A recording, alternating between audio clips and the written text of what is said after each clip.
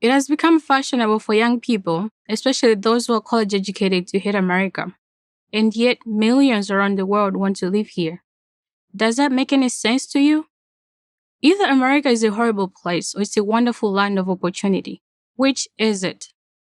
I think I'm very qualified to answer that question. I was born in Malawi, a small poor country in Southeast Africa. The house I grew up in had no electricity and no running water. My sister and I would walk sometimes for miles to get water for cooking and drinking, which we carried home in big buckets on our heads. My mother cooked an open fire. We washed our clothes in a river. I went to a government school. Sometimes we met under a tree because we didn't have a classroom or desks. My family didn't own any books. I would search for scraps of newspaper that people had thrown away so that I could practice reading and learn about the world. When I was 16 years old, I won a scholarship to study in the United States. Until then, I had never been on an airplane or even been outside of Malawi. After a bewildering series of flights, I arrived at Troy University in Alabama. My plan was to study economics and return home to Malawi to work for the government. When I came to America, I could hardly believe the prosperity that Americans enjoyed. Lights came on when I flipped a switch every time. Water would flow when I turned the faucet every time. Almost everyone seemed to own a car, and even kids had cell phones. How did America do it? I asked myself. How did it become so prosperous? In my economics classes, I read Friedrich Hayek, Ludwig von Mises, Milton Friedman, and others. It was then that I began to understand that it is America's free enterprise capitalist system that created the prosperity I saw all around me. Also, America's system of democracy and its emphasis on individual liberty. There are many autocratic governments around the world, and almost all of them rule over poor countries. Freedom and prosperity, I realized, are directly related. After I graduated, I went on to receive a master's degree in economics. By then, my career plans had changed.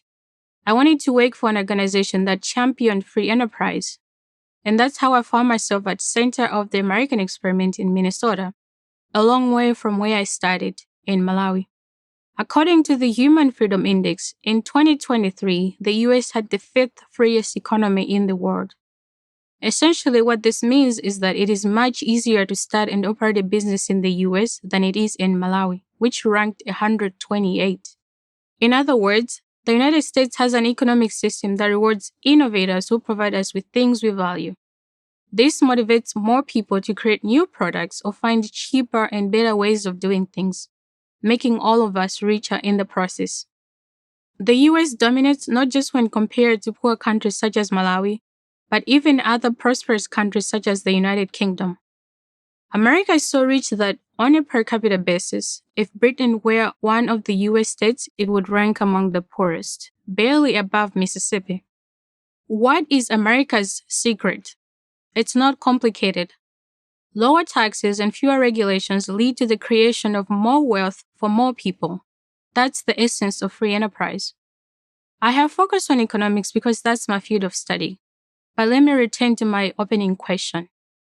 Why would millions around the world, including Africans like me, dream of living in America if it is such a horrible place? The answer is obvious. It's the best place to live. To come to the United States has opened me up to a world of endless possibilities.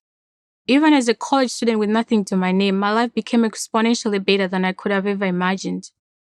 It makes me sad when I see people, especially college students, bitterly complaining about capitalism and promoting socialism as the more compassionate alternative.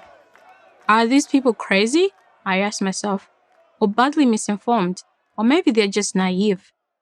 I know what it is like to live in a country where everyone depends on the government for life's basic necessities. That's the sure road to corruption and poverty. In over a decade of living in the US, I've not had to worry about where I would get drinking water or whether I would have enough to eat. I have America's free enterprise system to thank for that, and so does every single person living in this country. Forgive me if I sound harsh, but Americans who think the US should have a socialist system are the most foolish people in the world. They would give up everything for nothing. Does that make any sense to you? I am Mathangela Molly, fellow at Center of the American Experiment for Prager University. Thank you for watching this video. To keep PragerU videos free, please consider making a tax-deductible donation.